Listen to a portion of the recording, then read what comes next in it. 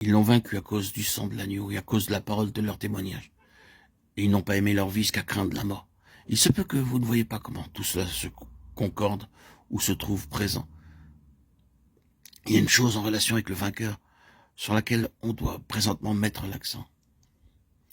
Et c'est celle-ci, que la question du vainqueur est une question de cœur. Tout se résume à ceci, en sujet du vainqueur, à une question de cœur. Le lien entre la lettre aux Éphésiens écrite par Paul, de laquelle le fragment est un échantillon, et le message écrit de Patmos pour Jean et Éphèse est tout à fait clair pour nous.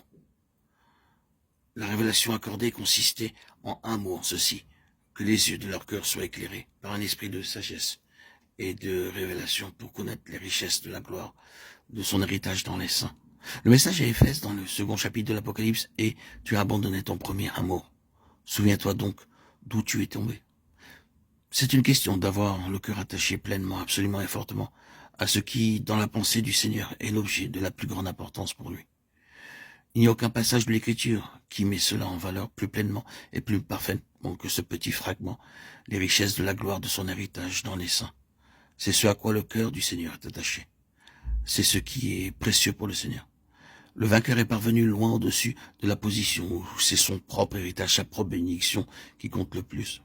Il est parvenu au point où ce n'est plus une question de choses, de bénédiction et ainsi de suite. Il n'y a plus qu'une seule chose qui importe pour lui, savoir que le Seigneur est ce qu'il réclame, ce dont il a besoin, ce qu'il désire, ce à quoi son cœur est attaché. Non pas notre héritage, mais le sien.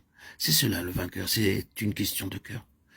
C'est la jalousie du cœur en faveur des intérêts de Dieu, pour que la pensée la plus pleine de Dieu ait son expression et sa réalisation. Partout où vous considérez le vainqueur en type ou en réalité vous trouvez que cela est la chose qui le caractérise de façon la plus profonde. C'est une question de cœur. Nous pouvons être le peuple du Seigneur et faire beaucoup pour le Seigneur.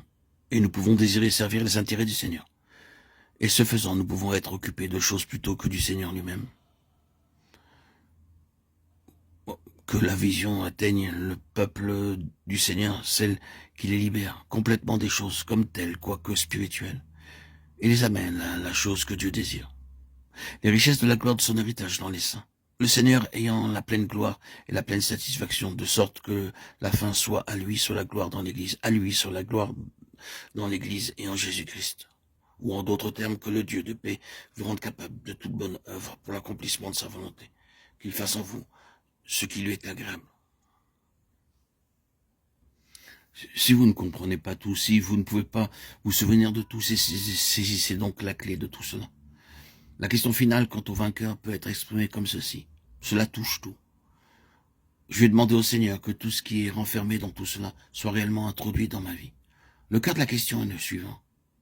Le Seigneur doit avoir tout ce qu'il désire et peut avoir en moi et à travers moi, quel qu'en soit le prix. Le Seigneur doit obtenir son héritage.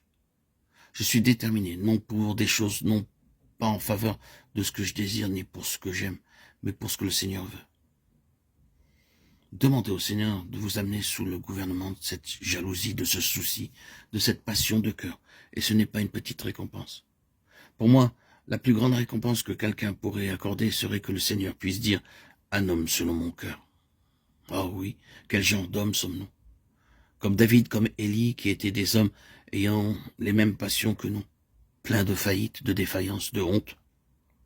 Certes, mais de qui Dieu, en regardant à l'intérieur, peut dire, en dépit de tout cela, « Ah, il y a là un cœur qui est soucieux de ma gloire, qui est jaloux en faveur de ma pensée, la plus pleine, un homme selon mon cœur. » Je dis que c'est là toute la récompense que je désire, savoir que le Seigneur puisse dire cela. Puisse-t-il en être ainsi de nous?